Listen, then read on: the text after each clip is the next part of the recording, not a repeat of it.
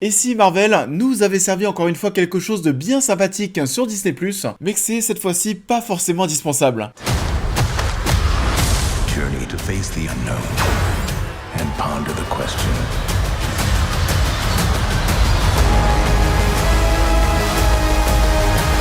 Bonjour à tous, j'espère que vous allez bien. On se retrouve aujourd'hui pour parler de nouveau de Disney+, et d'une nouvelle série du Marvel Cinematic Universe. Alors vous le savez, sur la chaîne, on ne loupe aucune des sorties concernant le MCU, concernant cet univers. Donc cette fois-ci, What If, on en parle. What If est désormais intégralement disponible sur Disney+, et est composé de 9 épisodes. Nous suivons donc cette série d'animation fascinante qui, en changeant des événements clés du Marvel Cinematic Universe, ouvre une myriade de possibilités. What If met donc en scène des personnages emblématique du MCU. Alors What If, je m'en souviens très bien lorsque les premiers shows à être annoncés, les shows qui allaient arriver sur Disney+, lorsque ça a été annoncé, je me souviens que What If, ça m'a quand même un petit peu tapé dans l'œil. De toutes les premières séries Marvel, c'était certainement celle qui m'intriguait le plus avec WandaVision, parce qu'il y avait ce petit côté, ce côté concept original derrière, et en plus de ça, concept amusant parce qu'on nous promettait le fait de retrouver les films qu'on avait vus au cinéma, de retrouver certaines séquences, des références, de nombreux lieux qu'on a déjà vu dans le MCU tout en nous racontant des histoires différentes. Et du coup, qu'est-ce que ça donne après avoir vu les 9 premiers épisodes, les 9 épisodes de cette saison 1 ? C'est quelque chose qui sera assez amusant, je pense que c'est le mot. J'ai passé un bon moment devant What If, c'est plutôt cool. Mais par contre, ce n'est peut-être pas aussi surprenant que ce à quoi je m'attendais peut-être. Quand je vois ce qui est sorti du côté de chez Marvel sur Disney+, c'est certainement le show qui sera le moins impactant, qui sera le moins important dans la chronologie du MCU. Ça va peut-être moins vous charmer, c'est de l'animation, on ne retrouve pas les acteurs en chair et en os. On est une nouvelle fois comme dans WandaVision sur des épisodes qui vont être assez courts, ça dure une petite trentaine de minutes et ça fait le taf pour le coup. On n'a pas besoin de plus, c'est vrai. Le concept est plaisant mais ça sert à rien de tirer sur la corde. Donc ouais, comme je le disais, le premier mot qui me vient en tête, c'est amusant.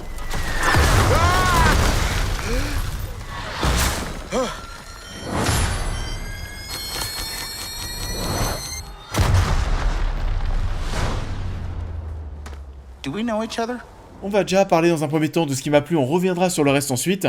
Déjà dans un premier temps, c'est vrai que tout ça, pour Marvel, c'est vraiment du pain béni, y a pas d'autre mot. Imagine, t'as déjà développé un univers qui est si grand, qui est si fort, un univers avec beaucoup de personnages sur tant de films, sur tant d'années. Imagine, t'as maintenant un matériau tellement conséquent que tu peux juste jouer avec et raconter de nouvelles histoires avec des choses qu'on a en partie déjà vues, on va pas se mentir. Ça va être assez marrant de revoir pas mal d'événements qu'on a vus au sein du Marvel Cinematic Universe. What If, c'est vrai que pour l'instant, j'ai encore un petit peu de mal à jauger quelle sera son importance dans la chronologie du MCU, quel sera le futur du MCU avec What If. Je sais pas s'il y aura une grande incidence. On verra ce que ça donne du coup à l'avenir, mais en tout cas par contre, ça peut aussi vous permettre, si pour l'instant le concept du multiverse vous paraît un petit peu flou, si avec Loki vous avez encore un petit peu de mal à comprendre comment ça fonctionne, What If peut vous donner quelques clés en plus pour comprendre comment fonctionne le multiverse. Donc c'est plutôt cool, moi ça m'a fait marrer de voir les nouvelles histoires qu'ils ont fait. Il y en a qui sont peut-être un petit peu moins percutantes que d'autres. Les épisodes sont un peu inégaux. Il y en a pas forcément en fait qui sont mauvais, mais il y en a d'autres qui vont vraiment sortir du lot. Dites-moi d'ailleurs en commentaire, tant qu'on y est, quel était votre épisode préféré personnellement. Je pense que le mien c'est le 4e avec Strange. On était vraiment sur quelque chose d'impactant, de très émotionnel. Et si Strange perdait son cœur plutôt que ses mains dans cet accident de voiture, on va voir à chaque fois dans chacun des épisodes à quel point le fait d'avoir un événement qui se passe différemment, à quel point ça peut tout changer, que ce soit en termes de chemin qu'on va prendre, en termes de personnages qu'on va rencontrer alors que ça n'aurait jamais dû être le cas en temps normal entre guillemets. Ça va créer plein de nouveaux petits échanges, de nouvelles interactions entre tous nos personnages et ça va aussi percuter leur personnalité parce que oui, il y en a certains que l'on ne reconnaît même plus par rapport au film. Time.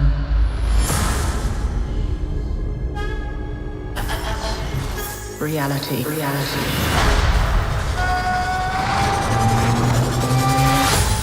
It's changeable.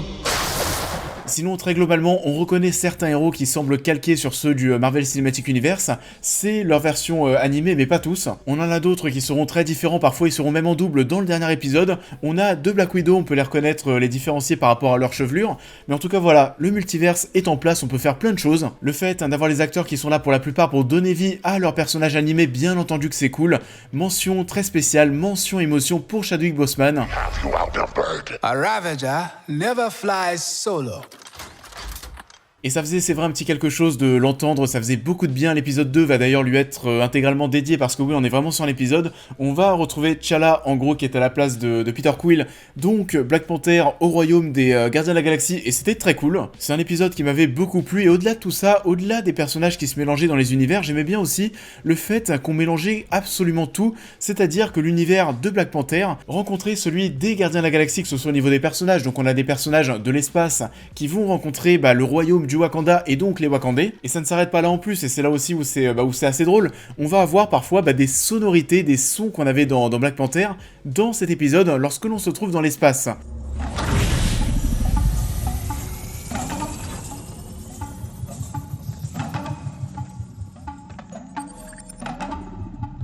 Du coup, ça change pas mal de choses, les Gardiens de la Galaxie ne sont pas les Gardiens de la Galaxie que nous connaissons. Thanos, c'est presque à mourir de rire comment est-ce qu'il est traité. Le mec passe du méchant le plus important du MCU à un pauvre gars qui n'est pas forcément respecté. On va même jusqu'à le caractériser de jardinier. En référence bien sûr au final d'Avengers Infinity War, j'ai bien aimé ces petits tacles, ces petites références.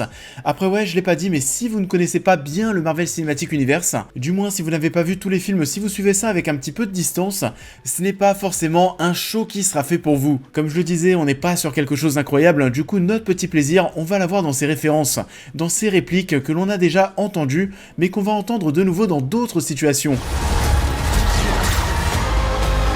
I guess I have to freestyle then.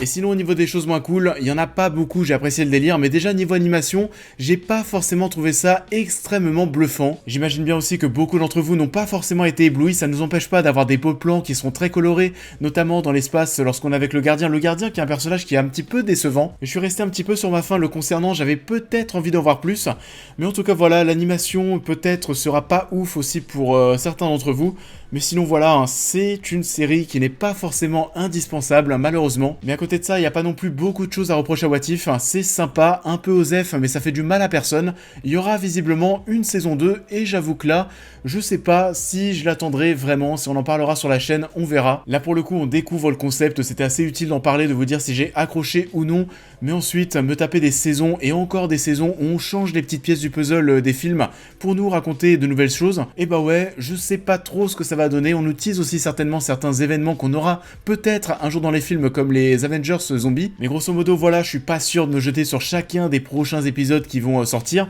je les regarderai certainement, et ce qu'on en parlera sur la chaîne, et bah on verra. En tout cas, vous l'avez compris, j'ai tout de même globalement passé un bon moment devant What If. Ce n'est finalement pas aussi important que ce que je pouvais espérer, mais ça reste quand même vraiment plaisant de jouer avec nos souvenirs concernant le MCU, et on en parle beaucoup depuis des mois, ça se précise, l'univers bascule vraiment dans le multiverse, et on attend bien sûr à fond la fin de l'année, parce qu'un petit Spider-Man No Way Home arrive, et là aussi, on devrait avoir pas mal de surprises. Hello, Peter.